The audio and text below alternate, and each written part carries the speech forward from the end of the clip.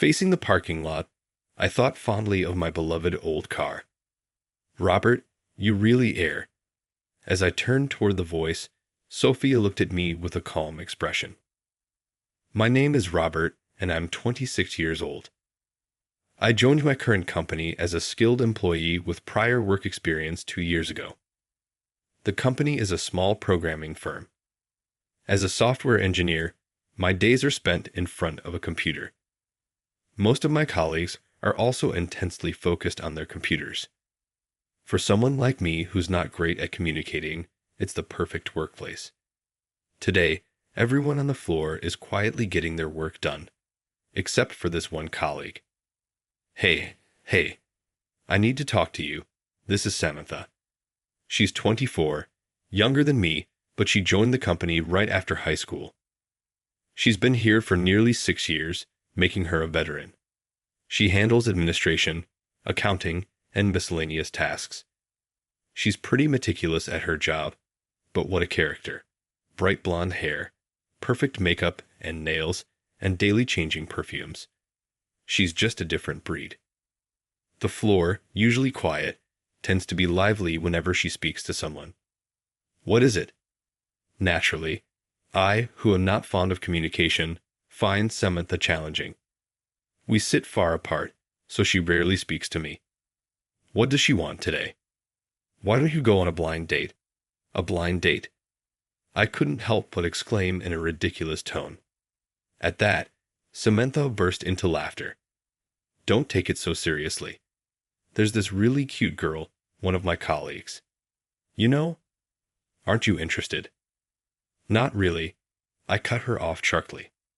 The woman Samantha is trying to set me up with, I just don't feel like we'd be a good match. Ah, come on. Just meet her. Just when I thought the conversation was over, she persisted. I'm not interested in dating right now. I thought I had cut her off sharply, but Samantha was unfazed. So maybe you'll get interested once you meet her.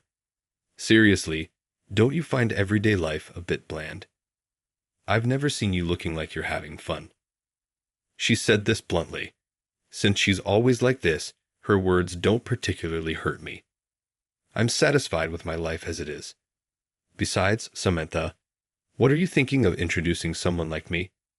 No offense, but I'm a plain guy. I know it's one thing to say it myself, but it irks me when others do. All the guys around me are so loud. I thought maybe it'd be refreshing to have someone like you around for a change. That was quite an insult. Naturally, my answer was a firm no. But right, it's settled then. This Sunday at 10 a.m., meet at Central Station. You have a car, right? Come pick me up in your car, okay. She had forcefully decided on the time and place. I said I'm not going. It's impossible. Please ask someone else. How about asking Ryan? When I casually mentioned Ryan, his eyes widened and he shook his head vigorously. Robert is the one I want this time. Are you really going to turn down a colleague's request? I won't do your errands anymore. I won't even process your expenses. Are you okay with that? That would be a problem. But just as I was about to complain further, our manager Brandon shouted in anger, Samantha, enough. Good. Brandon finally intervened. Just as I thought this issue was resolved. Robert, just give in and go. She's making too much noise. Followed by an unbelievable continuation. Yes, look, it's an order from the manager. I tried to protest, Samantha cutting off her exclamations. But come on, it's a good experience. Maybe non-assertive men are the trend now. But, as an American man, Brandon suddenly fired up, lectured me for about 20 minutes. I decided to give up. Fine, I'll go on Sunday. It seems she targeted me out of novelty, but I planned to bow out within 5 seconds of the meeting. On Sunday, I dressed casually and arrived at the meeting spot in my beloved car. After parking, I met up with them at the station concourse next to Samantha, who was wearing an even flashier miniskirt than usual. Her hair wasn't as flashy as Samantha's, but still dyed brown. Her makeup was impeccable with false eyelashes, and she wore a long skirt. Samantha was teasing her. "Hey, Sophia, what's with that outfit? You're less enthusiastic than usual. Where's your sexy miniskirt? Don't spill the beans, Samantha." So she usually wears more revealing clothes. "Isn't your perfume too mild today, hey?" "But Samantha, you said, milder is better." "I did say that, but isn't this too mild, right, Robert?" "Honestly, I couldn't care less. I really think we're just too different." "Ah, this is Sophia," Samantha introduced us, ignoring my confusion. The woman introduced herself cheerfully. "I'm Sophia. Very happy to meet you today." "I'm Robert. Nice to meet you." As I mumbled my greeting, Samantha immediately retorted, "Cheer up. Stand up straight. And what's with that outfit? You knew you were meeting a girl, right? You could have put more effort into it." "I should have chosen an outfit for you." Samantha was as loud as ever this early in the morning. "This is my best outfit, though." Samantha was shocked by my blurted reply, and Sophia burst out laughing. Did she just laugh? That's funny. I didn't know what exactly tickled her, but my appearance didn't make her decline the blind date. "Then let's head over to the cafe in Robert's car. We can talk more there." Samantha energetically waved her fist and headed for the parking lot. We arrived at the parking lot and walked toward my beloved car. As we approached, Samantha's face grew increasingly pale. "Please get in." When I unlocked my old cherished car, Samantha screamed. "I had a hunch, but is this junker really your car?" "Calling it a junker is rude.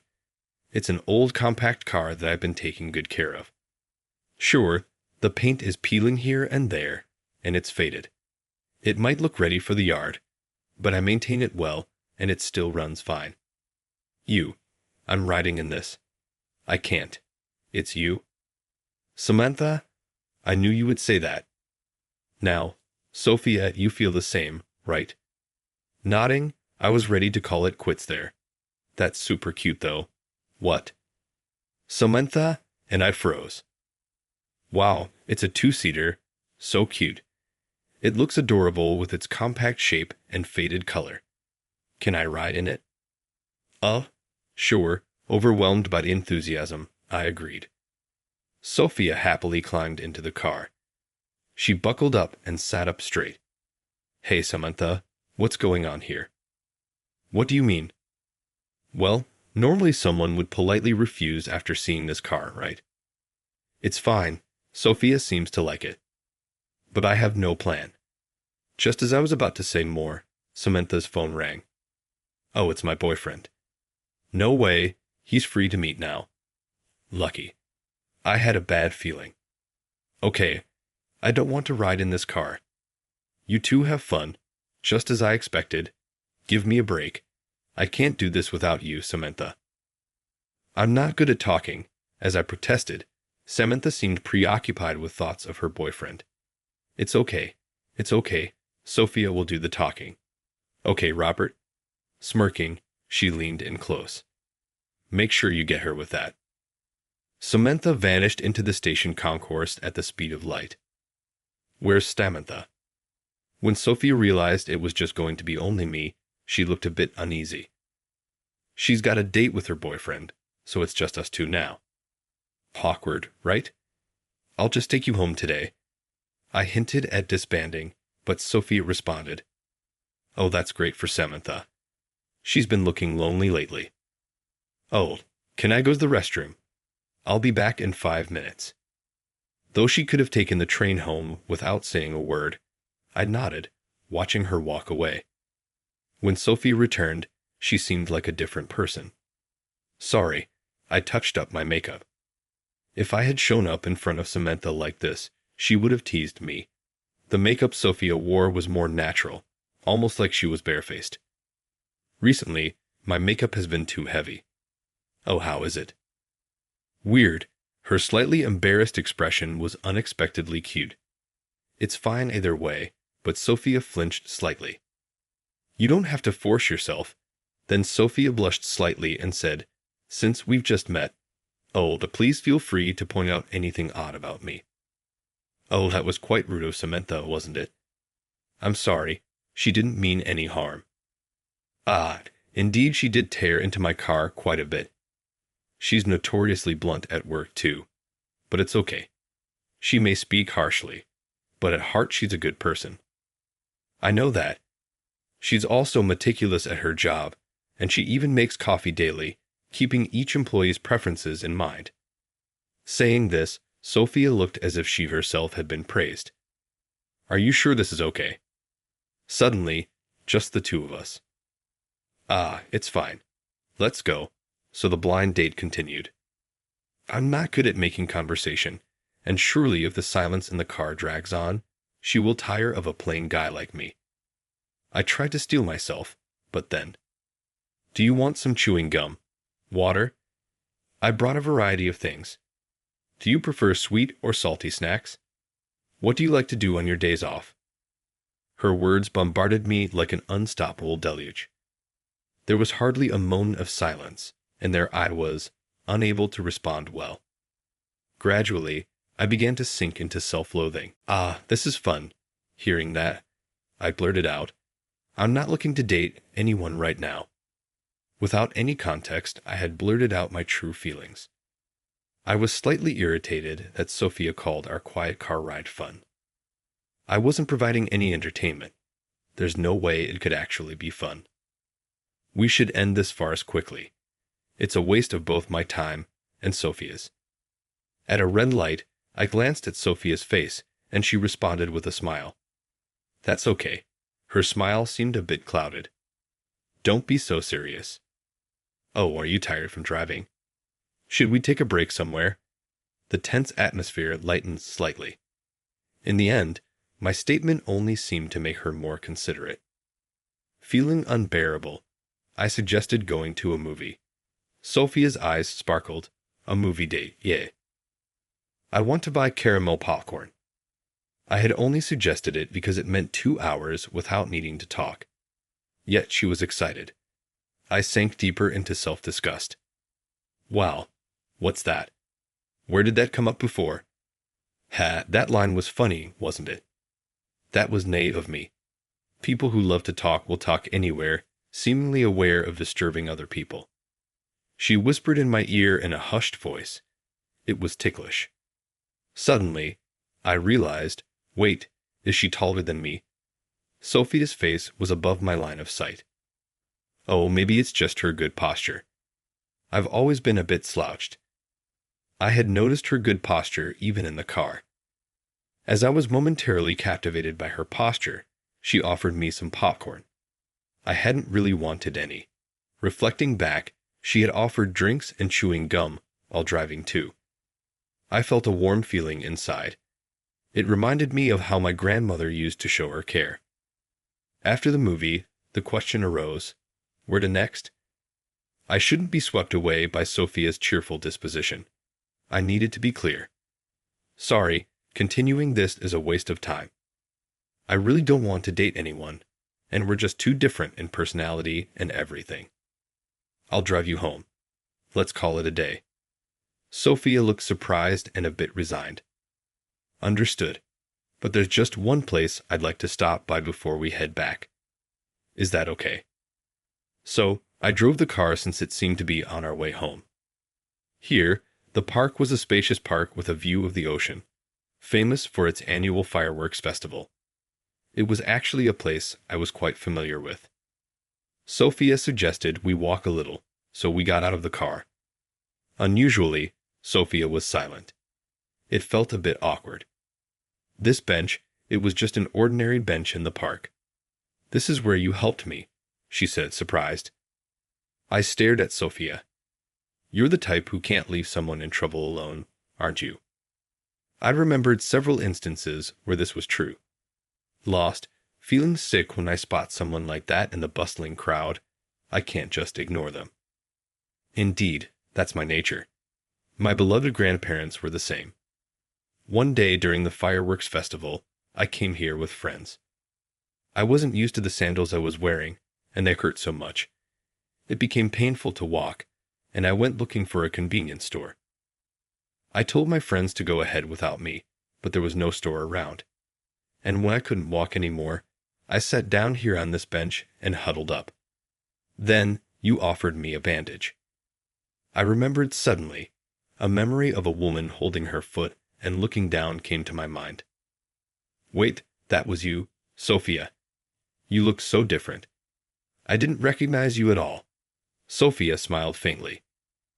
I had dyed my hair black and styled it up, so the vibe was totally different. I see, I said, understanding the drastic change in her appearance. As I nodded in understanding, Sophia continued, I was so moved, but I couldn't ask for your contact info, and I never thought we'd meet again. But there was a drinking party at your company last month, right? As she mentioned it, I recalled a mandatory social gathering that everyone had to attend that day. Samantha called me. It sucked, so we're having our own little party, she said. I was nearby, so I joined early, and there you were, Robert. I was so surprised. I asked Samantha to introduce you. I wasn't just filler then. It wasn't just a random selection. She had been looking for me, and I was the one she wanted. Surprised by this revelation, I found myself staring at Sophia. Unable to stand the tension, I asked a question. Why are you close with Samantha? Upon hearing this, Sophia smiled thinly. My parents are divorced. It felt like I had asked something I shouldn't have. Unsure how to respond.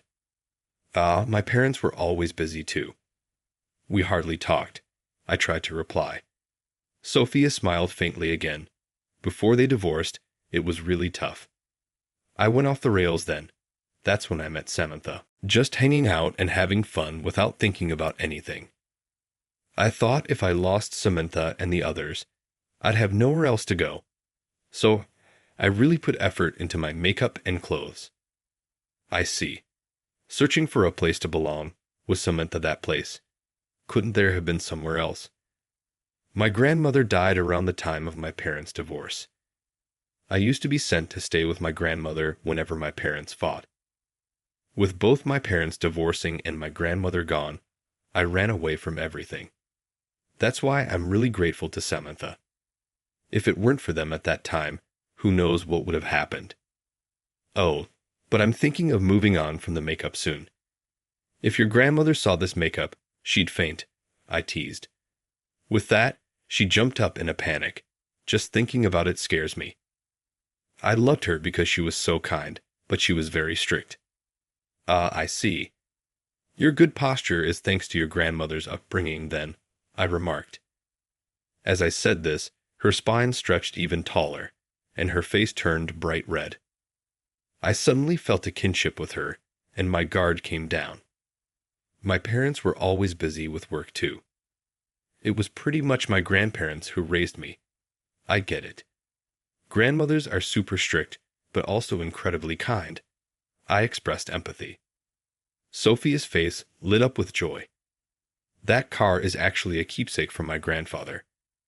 He cherished it so much, and I wanted to keep it. I turned towards the parking lot, my thoughts lingering on my beloved old car. Are you? Robert, you really are. As I turned toward her voice, Sophia was facing me with a serene expression. You're a wonderful person. You care about your grandfather, and you're kind.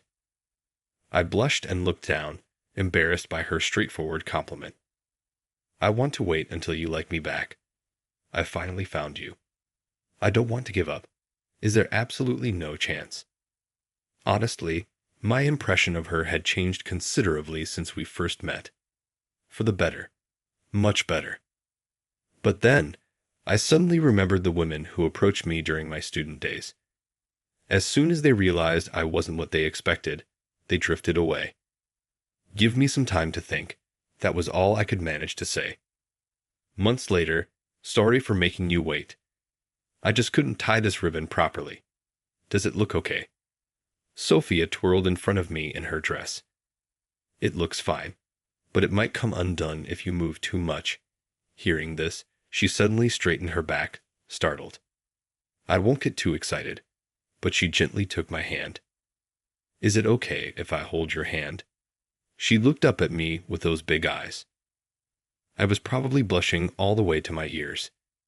Today was our fireworks date at that same park where we had apparently first met. Yes, I had decided to date Sophia. After that day, we parted ways. Sophia was persistent. She'd call or message whenever there was a chance. Somehow, she had managed to set up dates without me even realizing.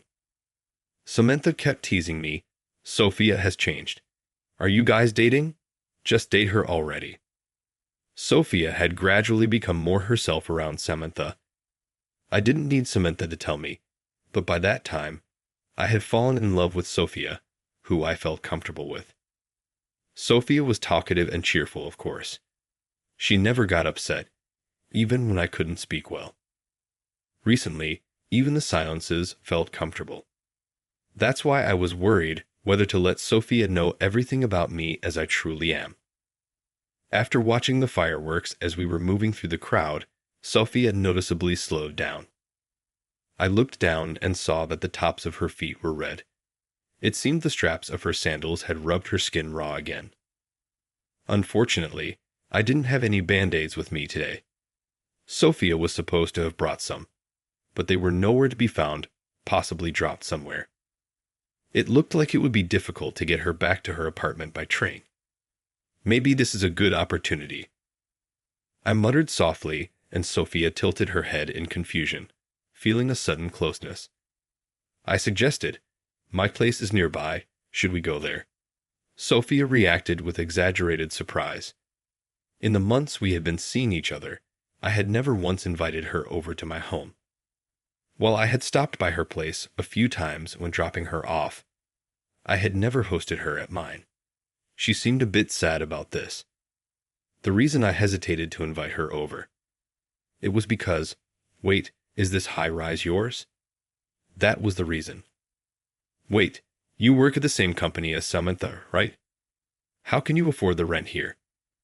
I invited Sophia inside and tended to her feet. "What did Samantha tell you about me?" Sophia recounted as she remembered. "Well, she said you were plain, serious, always brought your lunch, and seemed like you didn't have much money. She even wondered if I still wanted you." What a description. But that was fine. That was the kind of person I was striving to become. I am plain and serious, but my investments have done well, and I have a decent amount of money, enough to buy a high-rise as a tax strategy, I explained. Sophia's eyes widened even more. "Why didn't you tell me until now?" She squeezed out a perfectly reasonable question in one word. Distrust. My parents were successful in business. Remember I told you they were always busy. That meant a lot of money was around. I don't live lavishly, but somehow people find out about such things. People would befriend me, and when they realized they couldn't get money out of me, they'd call me boring and exclude me. I went out with a girl because she said, "I like your kindness," and then she asked me for expensive brand-name goods for her birthday and Christmas. I didn't have that kind of allowance, so when I refused, they'd call me lame and break up with me. Eventually, I realized they were only after my parents' money, and I couldn't trust anyone anymore, I confessed. Sophia looked like she was about to cry. "What about your parents? They handed over their business and are enjoying their retirement abroad. Didn't you take over the business?" A natural question. Maybe it was out of stubbornness. I didn't want to simply inherit my parents' success. It didn't suit me, I said awkwardly, looking down. The business was in trade, involving a lot of travel and socializing, which I found difficult. So, I thought I'd support my parents by learning about investments, helping them from behind the scenes. They probably knew I was struggling. They decided to hand the business over to someone else and told me to live freely. I was told I could just let it be, but that didn't really matter to me. I used all the money I received from my parents for college and job start gifts on investments. Whether it was beginner luck or the payoff of my studies, it worked out. My parents often said, "Why don't you spend more lavishly?" But I've never been comfortable with extravagant spending. My parents are abroad, and we hardly communicate now. But I was loved by my grandparents. Even if my parents were busy and friends or lovers drifted away, I wanted to stand on my own 2 feet. Enough of that story. More importantly, Sophia, now that you know the truth about me, what do you think? Sophia looked at me, startled. Perhaps she thought she had struck it rich, or that I had been awful for deceiving her, or that I hadn't trusted her enough to share this for so long. However, Sophia surprised me with a response I hadn't anticipated. I'm not a match for you. A question mark appeared in my mind. I decided to ask her directly, what do you mean? Tears began to fall from Sophia's eyes. I'm not a match for you. You come from such a respectable family. You've experienced loneliness, yet didn't lash out and drop out. You went to university. You even learned how to invest to support your parents and stood on your own without frivolously using their money. I felt like crying too. There have been times when I thought about spending my parents' money freely. Everyone around me expected that of me, but it was my beloved grandparents who stopped me. And now, out of respect for them, I am careful about how I use the surplus money I have. I felt that Sophia had acknowledged this. However, the silence as I pondered this was interpreted differently by Sophia. See, I really don't match up. A high school graduate and former delinquent can't even meet your parents. I'm sorry, I should go. I won't contact you anymore. Leaving a bewildered me behind, Sophia quickly exited my apartment. It was all so sudden that I just stared dumbfounded in the direction she had gone. Pull yourself together, me. It's not like that. I shouted toward the door Sophia had left through and dashed out without a second thought. I might never meet a woman like Sophia again. Images of the Sophia I knew flashed through my mind like a slideshow. Always bright, often laughing, her posture always impeccable, her way of eating so graceful that I often found myself mesmerized. She seemed to feel complex about her troubled past, but to me, she was always beautiful, no matter the circumstances. I wanted to embrace that troubled her. Since that can no longer happen, I want to embrace her for now forever. I caught up with Sophia, and all these words that I had uttered at once became the words of a proposal from me to her. All right, everyone's presentations are done. Nick, the manager, said as he tried to move the discussion forward. Excuse me, I haven't. I recently found out something. Nick interrupted me and began to speak. There's apparently someone in this department who didn't graduate high school and is just a part-timer.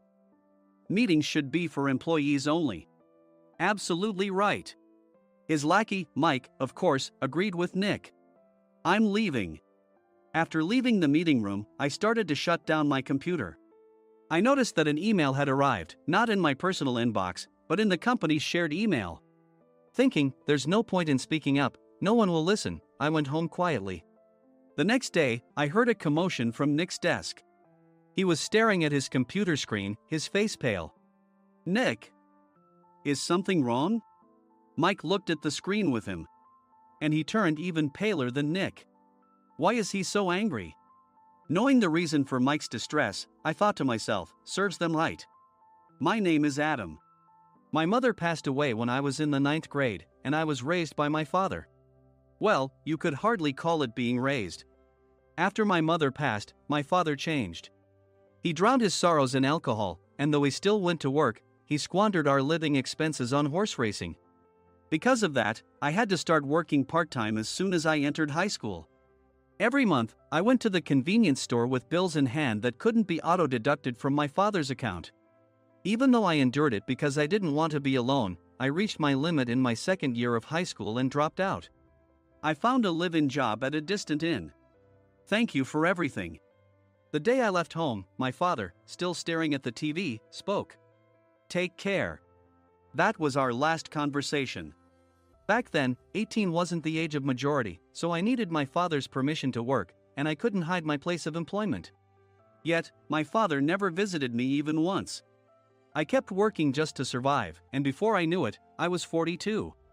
Years of hard work paid off, and I was transferred to the headquarters. I was thrilled to be recognized by the company, as I thought I'd be working in the field until retirement due to my lack of formal education. Listen up. Our work can change the future of our employees. Don't drag us down. On my first day after the transfer, Nick, dressed in an expensive suit, spoke sternly. There was a reason for this. Our inn was located in a prominent tourist destination, known so well that everyone in the state could sing its commercial jingle. At its peak, we had 5 locations within the state. But that was long ago. Due to financial difficulties and aging facilities, only the place where I had worked for many years and the original establishment remained. I was prepared to lose my job anytime, but now there was a glimmer of hope. With the rise of social media, the tourist area where the inn was located started gaining attention again. Depending on how hard the sales department, where I was transferred, worked, we could either thrive or be forced to give up this prime location to the new hotel chains continuously popping up. For Nick, who had switched careers from another industry to strengthen our sales, this was a battle he couldn't afford to lose. I understood why he had to be strict. I will do my best. Nick sneered at my enthusiastic declaration. Did you not hear what I said? I'm sorry. I thought I was listening carefully. Out of habit from years of customer service, I apologized reflexively, though I had no idea what had offended him. Someone was watching me with a smirk. In this department, there are those who are expected to excel and those who have been shoved here because they have nowhere else to go. You are the latter. It was Mike, the section chief. He's 7 years younger, at 35. But he was called to headquarters much earlier than I was and had been moving around within the headquarters ever since. I'm not jealous, but I can't accept that he's my boss. Graduating from a prestigious university, he has an unusually high pride and caused many problems as a newbie, making things very difficult for me when I was the front desk leader. When I found out Mike was transferred to the sales department a month before me, I was disheartened. Mike is right. With just a middle school diploma, there's not much you can do. Don't even think about achieving results. As if I didn't exist, Nick remarked, I'm thirsty. Mike eagerly ran to the coffee maker. It seems Mike is Nick's lackey. I regretted being happy about my transfer to headquarters, wishing I had stayed on site forever. Send a direct mail to every company on this list by the end of the day. Nick only assigned me tasks that even a new graduate could handle. What? There are over 1,000 companies. You want me to send to all of them by today? Yes, if you and your fellow misfits split the work, even those with nowhere else to go should finish by today. I glanced at the employees typing away expressionlessly. They were worn out from customer service, only thinking about leaving on time, or were women reassigned after having children, with zero motivation for work. Even Sam, a new graduate from the same university as Mike, who was supposed to be among the expected achievers, had no enthusiasm for the job, having joined the company wanting to do customer service. I don't care what they say, I plan to quit anytime, he said. Only Nick and Mike were highly motivated, making all the decisions between the two of them. I originally only wanted to work at the inn to survive and had no particular attachment to this job. I swallowed my words, thinking I had no right to reprimand them. About a month after the transfer, Nick told us with a frustrated look. To commemorate the 50th anniversary, we've decided to create a plan exclusive for one group per day. Originally, Mike and I were supposed to come up with it, but our president, Mr. Thompson, insists on hearing everyone's opinions. So, you all get a chance. As Nick explained, Mike began handing out prints. Make sure not to embarrass Nick. If your ideas are half-baked, you'll have to redo them. It seemed that they had printed his handwritten notes by Mr. Thompson, which included several questions and a section for free responses. It made sense why Nick had to seek our input, given that all responses had to be submitted to Mr. Thompson. We were given a week to think about it, and a meeting was scheduled to compile our ideas. My plan is to let guests enjoy both the old and modern America. Nick began the presentations. Guests would watch a master confectioner at a nearby traditional sweet shop make sweets in front of them. The welcome drink would be premium tea in a bottle. Nick's plan was certainly attractive. After his presentation, Nick called on us to present in the order we were seated. Just as I stood up for my turn. All right, everyone's presentations are done. Excuse me, I haven't. I recently found out something. Nick interrupted me. There's someone in this department who didn't graduate high school and is just a part-timer. He was likely talking about me. I joined the company as a part-timer and was made a full-time employee when I turned 20. That was 20 years ago, so Nick and Mike probably had no chance to know until recently. Meetings should be for employees only. Absolutely right. After that, Nick kept creating opportunities to solicit everyone's opinions, purposefully excluding me from speaking. The meeting unexpectedly heated up and went past the scheduled end time. A few people asked to leave, and the discussion continued with the remaining few. Still here? Normally, you'd leave in that situation. Though I had no attachment to the job initially, hearing kind words from customers made me want to make them happier. For someone like me, with nowhere to go, the inn was my home and customer service was my life. I felt pathetic about my current self. I'm leaving. I left the conference room and started shutting down my computer. I noticed an email had arrived, not in my personal inbox, but in the company's shared email. Thinking no one would listen to what I had to say anyway, I quietly went home. The next day, while preparing the DM as instructed, I heard a commotion from Nick's desk. In his haste to stand up, he hit his knee on the desk. He stared at his computer screen, his face pale. Nick! What's wrong? Mike, thinking he should be the first to rush over, approached Nick while still wearing his coat. He peered at the screen with Nick. And he turned even paler than Nick. Why is he so angry? Who is responsible for this company? Nick, more irritated than ever, asked, and Mike answered without checking. Probably Sam. Sam wasn't there because he was attending a morning training session for new hires. Nick gave up on getting angry and returned his gaze to the screen. They were looking at an email that arrived right after the end of the working day yesterday. Apparently, no one, including me, had checked it before leaving. The email was from a large company that used us for their annual employee trips. The president and executives of that company also frequently used our services personally. President of the company, Mr. Mason himself had declared that neither he nor his company would ever use our services again. Well, some companies cancel their employee trips or stop using our services due to financial struggles. Let's just move on. Mike kept wiping the sweat from his forehead with a handkerchief. Knowing why Mike was so agitated, I quietly watched their interaction. Do you know how much revenue we get from that company? We can find other guests to fill the rooms, but we'll lose the banquet costs, gift shop revenue, rental car fees, and more. Moreover, the gifts were supposed to be prepared by the traditional confectionery shop involved in Nick's proposed plan. If it's known that we incurred such a huge loss at this critical time, Nick's position in the company would be jeopardized. Nick took a deep breath, seemingly trying to calm himself. All right, Mike. Go to New York right now and apologize to Mr. Mason. What? You're coming with me, right? I have urgent work to do. I trust you, which is why I'm entrusting this to you. Please. Mike, believing Nick's sincerity, agreed with a determined look on his face, saying, yes. That's Nick for you. Even if Mike went to apologize, Nick would shift all the blame onto him if the client didn't change their mind. Well, it was Mike's fault to begin with, so it served him right. About 3 hours later, Sam answered a call from somewhere and repeatedly apologized, saying, I'm very sorry. Everyone watched to see what was happening. After ending the call, he informed Nick with a weary tone. When Mike arrived at the client's company, he only made things worse, further infuriating Mr. Mason. He was demanding, get his boss here immediately. It was no wonder Sam was exhausted, dealing with such a call right after returning from training. What is that idiot doing? All right, Adam, you're coming with me. If sacrificing Mike didn't work, then I must be next. Normally, I'd want to refuse at all costs, but I saw an opportunity in this situation. If I can be of assistance, I'd be happy to join you. I obediently followed Nick, and we flew to New York. When we introduced ourselves at the reception, it became clear how serious the situation was. As the receptionist personally escorted us to the president's office. Angry voices leaked through the door, making both Nick and me uneasy. Excuse me. I'm Nick, the supervisor.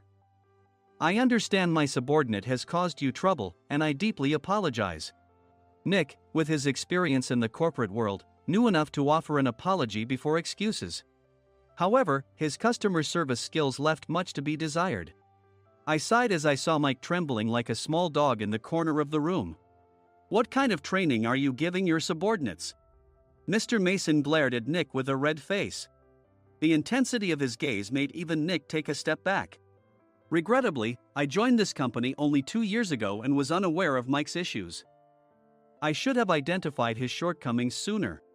Indeed, I should have realized sooner. No sensible person would come to apologize and then give a lengthy presentation on the drawbacks of not using their in. Nick froze, his mouth slightly open. Suspecting the worst, I picked up the documents that had fallen to the floor. It seemed Mike hastily prepared these documents on the plane, listing the disadvantages.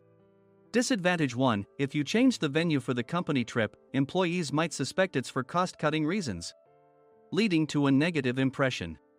Reading it aloud half-jokingly, Nick snatched the papers from my hand and checked the contents with a furious expression. Among the stack of documents was a receipt from a nearby convenience store's copy machine. I felt a pang of dread, hoping he hadn't shown the receipt as well. What do you think he said when I asked what kind of nerve he had to do this? I'm very sorry. Faced with the dire situation, Nick must have thought there was nothing left to do but apologize. In a voice smaller than I'd ever heard from him, he uttered words of apology. He said, "I'm a Harvard graduate. I don't believe I said anything wrong." "Mike, what have you done?" Forgetting his plan to pin the blame on Mike, Nick yelled loudly, even in front of Mr. Mason. "I didn't do anything wrong." "You're still saying that? Look at him." Mike pointed at me with a shaking hand. "I was assigned to headquarters in my 20s and now I'm a section chief. This guy only made it to headquarters at 42. Everything I've done proves I was right. So why are we losing the contract?" Having said his piece, Mike collapsed to the floor. "Of course. You were sent there because you had nowhere else to go." Mike never expected to hear such words from someone he looked down upon. He lunged at me, and Nick hurriedly stepped in to stop him. "Mr. Thompson told me Mike is a quick thinker, and to take good care of him." There's no way he was pushed aside.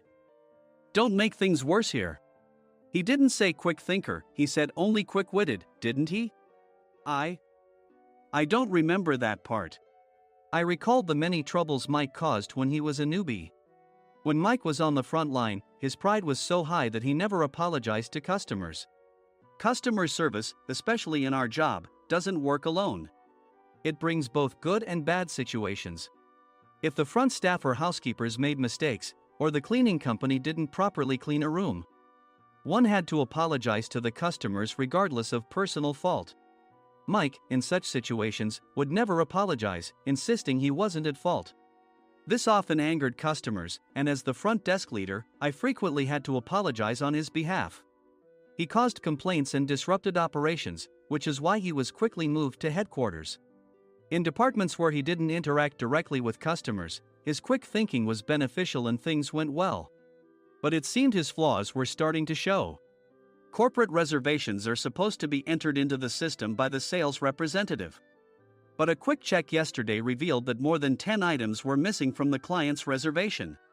The handover document clearly stated what needed to be prepared. Why didn't you enter it into the system? Why do we have to give them special treatment? Filling rooms near the banquet hall, setting up all the food in advance. Specifying the brand of wine, they're too demanding. No wonder he always angered customers, I thought, feeling a headache coming on. Grouping them in rooms near the banquet hall is for our benefit too. It makes it easier for the staff to set up beds and serve breakfast since everyone's schedule is synchronized. As for the other requests, Mr. Mason suggested them to lighten our load. I didn't know that. Nick finally seemed to realize that Mike was the one who had angered the client. What did you say to them? I just told them we wouldn't give them special treatment anymore. We shouldn't waste effort on things that don't bring in money.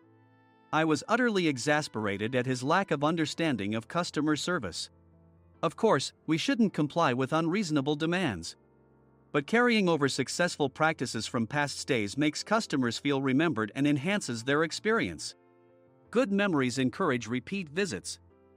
That's part of our job. I looked down at Mike, who was sitting on the floor. In our job, nothing is a waste. Mr. Thompson likely moved you to the sales department, hoping you'd finally understand this. How do you think he feels now that you failed to meet his expectations? Mike, tears in his eyes, fled the president's office. I was amazed he still hadn't apologized.